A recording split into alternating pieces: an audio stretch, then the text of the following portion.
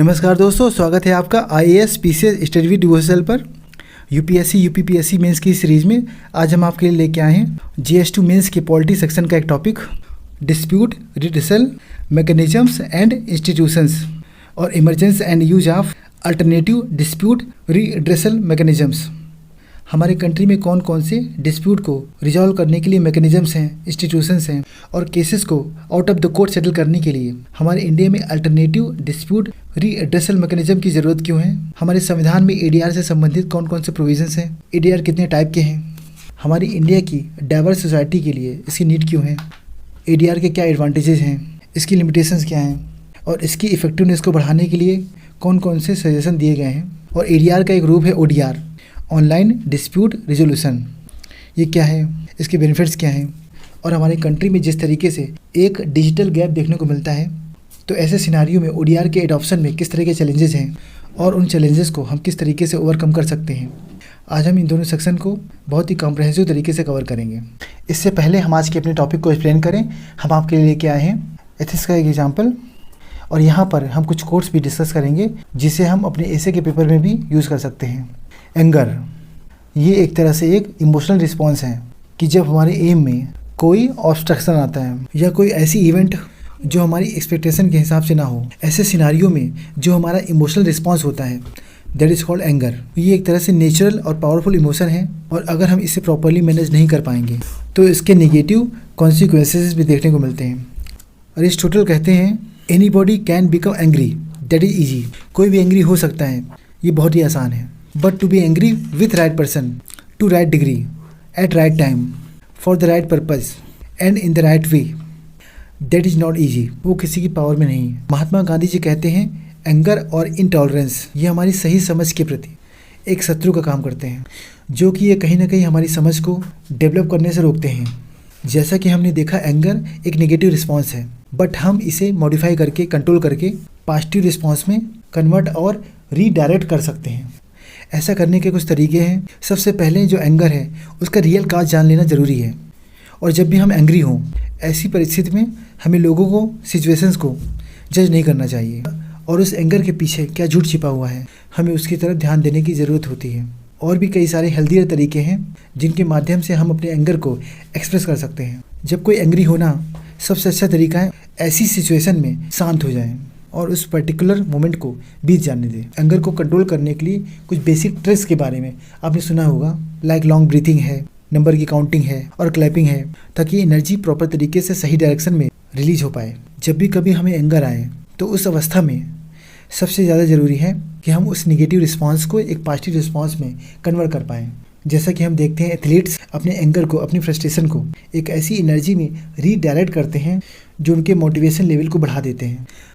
अब हम आज के अपने टॉपिक की तरफ आगे बढ़ते हैं। Dispute redressal mechanism and institutions और emergence and use of alternate dispute redressal mechanism, ADR.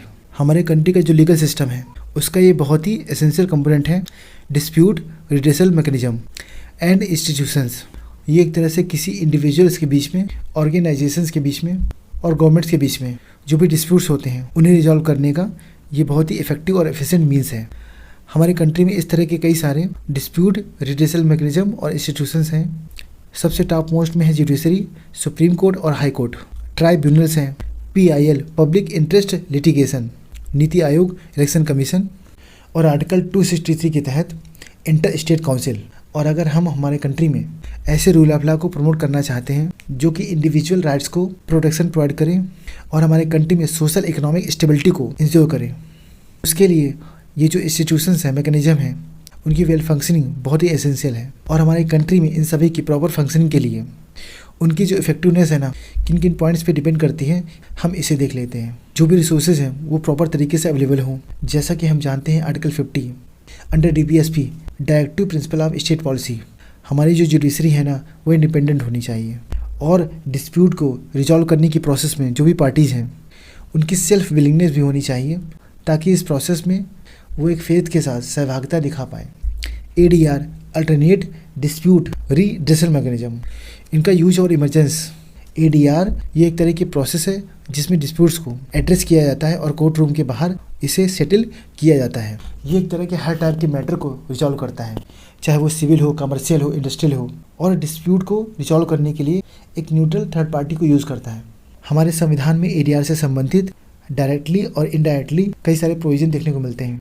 Article 14 है इक्वलिटी बिफोर लॉ, आर्टिकल 21 है right to life and personal liberty, article 32 right to constitutional remedy. ये एक तरह से हमारे लोगों को ये राइट देता है कि वो प्रॉपर जस्टिस को प्राप्त कर पाएँ। Directive principle of state policy के तहत आर्टिकल 39A है जो कि इक्वल जस्टिस और फ्री लीगल एड की बात करता है। ये जो ADR है ना, हम इसके टाइप्स को देख लेते हैं। फर्स्ट है आर्बिट्रेशन। इसमें क्या होता है कि एक आर्बिट्रल ट्राइब्यूनल होता है जहाँ पर डिस्प्यूट्स को सबमिट किया जाता है। ये मोस्टली बाइंडिंग होती है पार्टीज़ के ऊपर। सेकेंड है कॉन्सिलिएशन। ये एक तरह से नॉन बाइंडिंग प्रोसीजर है जहाँ पर एक इम्पार्शियल थर्ड पार्टी जिसको कॉन्सिलिएटर कहा जाता है, ये बोथ द पार्टीज जिसके बीच में डिस्प्यूट होता है उन्हें असिस्ट करता है ताकि वो एक म्यूचुअली सेटिस्फैक्ट्री एग्रीड सेटलमेंट की तरफ बढ़ सकें। कॉन्सिलिएशन में हम ये देखते हैं कि कॉन्सिलिएटर दोनों पार्टीज़ को एक सिंगल फ्रेम ऑफ माइंड में लेके आता है ताकि उनके बीच में जो भी एनिमोसिटीज़ हैं उनको भूल करके कि वे एक एक्सेप्टेबल कंप्रोमाइज़ की तरफ, एक बीच के रास्ते की तरफ प्रिपेयर हो पाएँ। थर्ड है मीडिएशन। इसमें एक इम्पार्शियल पर्सन होता है जिसे मीडिएटर कहा जाता है। वो पार्टीज़ को हेल्प करता है ताकि वो डिस्प्यूट के एक म्यूचुअली एक्सेप्टेबल रेजोल्यूशन की तरफ आगे बढ़ पाएँ। यहाँ पर मीडिएटर और ज़्यादा एक्टिव रोल प्ले करता है। यहाँ पर वो सबसे पहले दोनों पार्टीज़ की हियरिंग को सुनता है और एक इंडिपेंडेंट कॉम्प्रोमाइजिंग फार्मूला देने में हेल्प करता है। फोर्थ है निगोसिएशन। ये भी एक नॉन बाइंडिंग प्रोसीजर है जहाँ पर दोनों पार्टीज़ के बीच में डिस्कशन को इनिशिएट किया जाता है बिना किसी थर्ड पार्टी के इंटरवेंशन के बाद, सो दैट वो आपस में ही एक निगोशिएटेड सेटलमेंट की तरफ आगे बढ़ पाएँ। नेक्स्ट है Lok Adalat, that is also called people's court. ये एक तरह से इनफॉर्मल सेटिंग है जो कि किसी जुडिशियल ऑफिसर की प्रेजेंस में निगोसिएशंस को फैसिलिटेट करता है और यहाँ पर केसेस को डिस्पेंस किया जाता है बिना किसी लीगल टेक्निकलिटीज़ के, और इसका जो ऑर्डर होता है वो फाइनल होता है। इसको हम किसी कोर्ट ऑफ लॉ में अपील नहीं कर सकते। हमारे कंट्री में ADR की ज़रूरत क्या है? इसके पीछे सबसे बड़ा रीज़न है हमारे कंट्री के कोर्ट्स में, चाहे वो सुप्रीम कोर्ट हो, हाई कोर्ट हो या लोकल कोर्ट हो, सभी में केसेस की एक लॉन्ग पेंडेंसी देखने को मिलती है और इन कोर्ट्स के बर्डन को हम ADR की मदद से कम कर सकते हैं। हमारे फोर फादर्स ने जब प्रियम्बल लिखा था जहाँ पर एक ऐसी सोसाइटी का विजन लिया गया था जहाँ पर सोशल, इकोनॉमिक और पॉलिटिकल जस्टिस हो और इंटीग्रिटी मेंटेन हो, और हमारे प्रियम्बल में इन शब्दों को हम सार्थक तभी बना सकते हैं ताकि जो सोशल जस्टिस, इकोनॉमिक जस्टिस और पॉलिटिकल जस्टिस ये हमारी सोसाइटी में मेंटेन हो पाए। और हमारे संविधान के DPSP का आर्टिकल है 39A जिसके तहत एक कल्पना की गई है to achieve equal justice and free legal aid for each and every person of the society के हर एक पर्सन के लिए। और अगर हम अपनी कंट्री में ADR को अच्छी तरीके से स्थापित कर लेते हैं तो इसके बहुत सारे एडवांटेज भी देखने को मिलते हैं। इसका सबसे बड़ा बेनिफिट है कि अगर हम इसे कोर्ट से कंपेयर करें तो इसमें बहुत ही कम समय लगता है फाइनल डिसीजन तक पहुंचने में, और ये बहुत ही कॉस्ट इफेक्टिव मेथड भी है। एक्चुअली यहाँ पर डिस्प्यूट को रिजॉल्व करने के लिए इनफॉर्मल तरीक़ों को अप्लाई किया जाता है। ये एक तरह से कोर्ट की जो टेक्निकलिटीज़ हैं उनसे मुक्त होते हैं। यहाँ पर डिस्प्यूट को रिजॉल्व करने के लिए जो पार्टीज होती हैं वो फ्री हैं पूरी तरीके से अपने आप को एक्सप्रेस करने के लिए, और कोर्ट को बिना डिस्क्लोज किए हुए वो ट्रू फैक्ट को रिवील कर सकते हैं।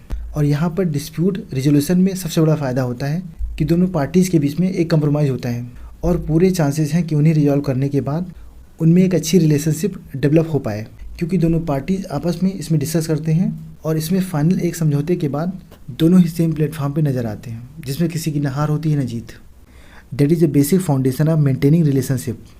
इस तरीके से हम ये कह सकते हैं कि दोनों पार्टीज़ के बीच में एक हेल्दी रिलेशनशिप डेवलप हो पाता है। बट इन सब एडवांटेजेस के बावजूद हमें ADR में कई सारी लिमिटेशन भी देखने को मिलती हैं। जैसा कि हमने देखा कि आर्बिट्रेशन का अवार्ड बाइंडिंग होता है और इसका डिसीजन फाइनल होता है, और बाइंडिंग होने की वजह से इसके डिसीजन को कोई भी अपील नहीं कर सकता।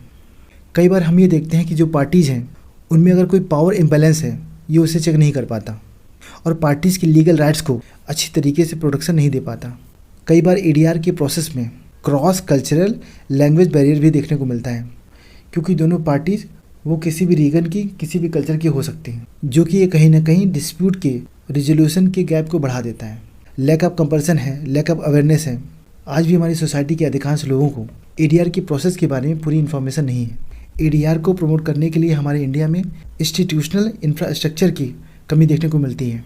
कई बार हम ये देखते हैं कि जो बड़े शहर हैं वहीं तक ADR की पहुंच होती है और छोटे शहर इनसे वंचित रह जाते हैं। और एडीआर की इफेक्टिवनेस को बढ़ाने के लिए कुछ सजेशंस हैं, वे फॉरवर्ड हैं। हम सोसाइटी में सेमिनार के माध्यम से, वेबिनार के माध्यम से, वर्कशॉप के माध्यम से लोगों में एडीआर के बारे में अवेयरनेस को बढ़ा सकते हैं। और जो भी जुडिशियल ऑफिसर्स हैं वो अच्छी तरीके से ट्रेंड होने चाहिए, ताकि वो ऐसे केसेस जो कोर्ट के बाहर सेटल हो सकते हैं उन्हें आइडेंटिफाई कर पाएँ। ज़िले हैं, तहसील हैं, वहाँ पे मीडिएशन सेंटर बना सकते हैं जो कि वहाँ के लोगों की हेल्प करें उनके बीच में डिस्प्यूट्स को रिजॉल्व करने के लिए, ताकि वो बिना किसी लिटिगेशन प्रोसेस में गए हुए अपनी डिस्प्यूट्स को रिजॉल्व कर पाएँ। हमारे कंट्री में एडीआर के मैकेनिज्म को और ज़्यादा बढ़ाने की ज़रूरत है, तभी हम जुडिशरी में जो ह्यूज इन्फ्लो ऑफ केसेस हैं उन्हें एड्रेस कर सकते हैं। और उन्हें कम टाइम में रिजॉल्व करने के लिए ये ज़रूरी है कि एडीआर का जो भी डिसीजन हो वो दोनों पार्टीज़ के ऊपर बाइंडिंग हो। हमारे कंट्री में एडीआर तभी एफिशिएंट हो सकता है जब जो भी आर्बिट्रेटर्स हैं, मीडिएटर्स हैं, कॉन्सिलिएटर्स हैं, उनके लिए proper code of conduct, code of ethics हो, सो दैट वो बिना किसी बाइसिंग के परफॉर्म कर पाएँ। इससे पहले कि लिटिगेशन प्रोसेस शुरू हो, इसके पहले ही एडीआर के रोल को और ज़्यादा एक्सपेंड करने की ज़रूरत है। इससे संबंधित जो भी लीगल एजुकेशन है उसे प्रमोट कर सकते हैं। और जो नेशनल और स्टेट लेवल की सर्विसेज अथॉरिटीज़ हैं उन्हें इस बारे में इंफॉर्मेशन को और ज़्यादा डिसमिनेट करना चाहिए, सो दैट जो भी पोटेंशियल लिटिगेंट्स हैं उनके लिए एडीआर पहला ऑप्शन बन सके। और हमारा मेन मकसद है कि डिस्प्यूट रिजोल्यूशन को हमारे सोसाइटी के हर एक सेक्शन तक बहुत ही एफिशिएंट तरीके से एक्सेसिबल करा पाएँ, क्योंकि हम ये कह सकते हैं कि डिस्प्यूट रिजोल्यूशन का फ्यूचर आईसीटी के जो नए नए इनोवेशंस हैं उनके राउंड रिवॉल्व करता है। एडीआर का ही एक सब सेक्शन है ओडीआर, ऑनलाइन डिस्प्यूट रिड्रेसल। इसका सबसे बड़ा पोटेंशियल है कि वो इंडिया में डिस्प्यूट रिजोल्यूशन को डिसेंट्रलाइज कर सकता है और हमारी सोसाइटी में अक्रॉस द कम्युनिटीज़ जो इनोवेटर्स हैं उन्हें एम्पावर कर सकती है एक टारगेटेड ओडीआर प्रोसेस को क्रिएट करने में, सो दैट डिस्प्यूट्स को एफिशिएंट तरीके से रिजॉल्व कर पाएँ। ओडीआर, ऑनलाइन डिस्प्यूट रिजोल्यूशन, जो हमारे पब्लिक कोर्ट सिस्टम है उनके बाहर डिस्प्यूट को रिजॉल्व करने के लिए ये एक तरह से न्यू टेक्नोलॉजी का यूज़ करना है। हम ये कह सकते हैं कि ये अल्टरनेट डिस्प्यूट रिजोल्यूशन से भी कहीं ज़्यादा है, क्योंकि यहाँ पर हम डिस्प्यूट को रिजॉल्व करने के लिए आज की न्यू टेक्नोलॉजी जैसे कि आर्टिफिशियल इंटेलिजेंस, मशीन लर्निंग, ऐसे टूल्स का, ऐसी टेक्नोलॉजी का यूज़ करते हैं। और इसमें कोई डिटरमाइंड सेटअप प्रोसीजर नहीं होता। और आज के इस ई क्रांति के युग में इसके बहुत सारे बेनिफिट्स भी देखने को मिलते हैं। ये कॉस्ट इफेक्टिव है, कन्वीनियंट है, एफिशिएंट है। हमने देखा जब भी कहीं ह्यूमन इंटरेक्शन होता है वहाँ पर बायसनेस के चांसेस बहुत ज़्यादा होते हैं। इसे हम ओडीआर के माध्यम से काफ़ी हद तक लिमिट कर सकते हैं। और जैसा कि हमने देखा कोर्ट्स के बर्डन को कम करने में हेल्प करता है। इसके इमीडिएट बेनिफिट्स को हमने कोविड-19 क्राइसिस के दौरान देखा। ये जस्ट एक डिस्प्यूट को रिजॉल्व करने का ही तरीका नहीं है, ये एक तरह से डिस्प्यूट एवॉइडेंस लीगल गाइडेंस है, असिस्टेंस है उन लोगों के लिए जो ग्रीवेंसेस से ग्रसित हैं। और इसके साथ में ये एक तरह से लीगल हेल्थ को प्रमोट करता है। फिर भी ओडीआर के एडॉप्शन में कई सारे चैलेंजेस भी देखने को मिलते हैं। अगर हम स्ट्रक्चरल चैलेंजेस को देखें, लो डिजिटल लिटरेसी है। हमारे कंट्री में एक्सेस टू टेक्नोलॉजी का एक मेजर डिवाइड देखने को मिलता है, जहाँ पर डिजिटल इंफ्रास्ट्रक्चर की एक्सेसिबिलिटी में कमी है। एक 2019 की रिपोर्ट है, इंटरनेट इंडिया रिपोर्ट, जो कि ये बताती है कि हमारे इंडिया में उस समय जितने भी ओवरऑल इंटरनेट यूजर्स थे उनमें वोमेन का कंट्रीब्यूशन जस्ट 1/3 था। और ग्रामीण क्षेत्रों की अगर बात करें, that was only 28%। Overall internet के प्रति जो पॉपुलेशन एक्सेस है वो ग्रामीण क्षेत्र में है 27% और अर्बन में है 51%। इस तरह का हमारे इंडिया की सोसाइटी में एक मेजर डिवाइड देखने को मिलता है। कुछ ऑपरेशनल चैलेंजेस भी हैं। प्राइवेसी एंड कॉन्फिडेंशियलिटी एक मेजर कंसर्न है। ओडीआर के जो आउटकम्स होते हैं ना, उन्हें इन्फोर्स करना डिफ़िकल्ट होता है। आज भी हमें आर्काइक लीगल प्रोसेस देखने को मिलती है। स्टेट गवर्नमेंट आज भी ई स्टैम्प सर्टिफिकेट की कॉपी को अटैच करने को बोलती है स्टैम्प ड्यूटी की पेमेंट के प्रूफ के रूप में। शॉर्टेज ऑफ कॉम्पिटेंट न्यूट्रल्स, ऐसी थर्ड पार्टी जो कि डिस्प्यूट्स को हेल्प करती हैं उनके रिजोल्यूशन में एक कॉमन कंसेंसस लाने के लिए, बट इस तरह की क्वालिफाइड और इंडिपेंडेंट थर्ड पार्टी की शॉर्टेज देखने को मिलती है। कुछ बिहेवियरल चैलेंजेस भी देखने को मिलते हैं। हमारे इंडियन सोसाइटी में ओडीआर के बारे में प्रॉपर अवेयरनेस नहीं है और कम अवेयरनेस की वजह से ट्रस्ट में भी कमी देखने को मिलती है। वो एक तरह से रिलेक्टेंस होते हैं on part of government ODR को यूज़ करने के लिए। अगर हम अपनी कंट्री में ओडीआर को अच्छी तरीके से इम्प्लीमेंट करना चाहते हैं तो चाहे वो इंफ्रास्ट्रक्चर पॉइंट ऑफ व्यू से हो, चाहे वो डिजिटल लिटरेसी हो, उन दोनों में जो भी टेक्नोलॉजी हो, हमारी सोसाइटी में उनके प्रति एक्सेसिबिलिटी बढ़ाने की ज़रूरत है। और जो भी आज के सिनारियो में इंस्टीट्यूशंस हैं, उनकी करंट कैपेसिटी को एक्सपैंड करना चाहिए ताकि वो और ज़्यादा से ज़्यादा ट्रेनिंग प्रोवाइड कर पाएँ। ह्यूमन रिसोर्स कैपेसिटी को बढ़ाने की ज़रूरत है और जो प्राइवेट सेक्टर पार्टिसिपेशन है वो भी इंश्योर होना चाहिए। हम ODR को तब तक सक्सेसफुल नहीं बना सकते जब तक इनके प्रति लोगों में ट्रस्ट की भावना डेवलप ना हो जाए। इसके लिए ODR का समय समय पर एज पर नीड रेगुलेशन भी ज़रूरी है। नीति आयोग के द्वारा ODR के ऊपर एक रिपोर्ट है, designing the future of dispute resolution the ODR policy plan for India.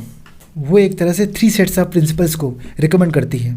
इनमें है जो भी ODR प्लेटफॉर्म्स हैं उनके लिए एक प्रॉपर डिज़ाइन प्रिंसिपल्स हो और ODR सेंटर्स के लिए एक separate set of ethical principles हो, और तीसरा है थर्ड पार्टी न्यूट्रल्स। इस तरह से हम ये कह सकते हैं कि इन तीनों का कॉम्बिनेशन ही ODR को सक्सेसफुल बना सकता है ताकि हमारी इंडियन सोसाइटी में लोगों का ODR के प्रति एक प्रॉपर ट्रस्ट डेवलप हो पाए। इस वीडियो का PDF आप नीचे दिए गए टेलीग्राम चैनल से प्राप्त कर सकते हैं। अगर हमारा ये इनिशिएटिव आपको अच्छा लगे तो लाइक करें, सब्सक्राइब करें और ज़्यादा से ज़्यादा लोगों को इसे शेयर करें सो दैट मैक्सिमम लोगों को इसका बेनिफिट मिल सके। तो मिलते हैं नेक्स्ट वीडियो में अपने नोट्स के साथ में। जय हिंद, जय भारत। Thank you.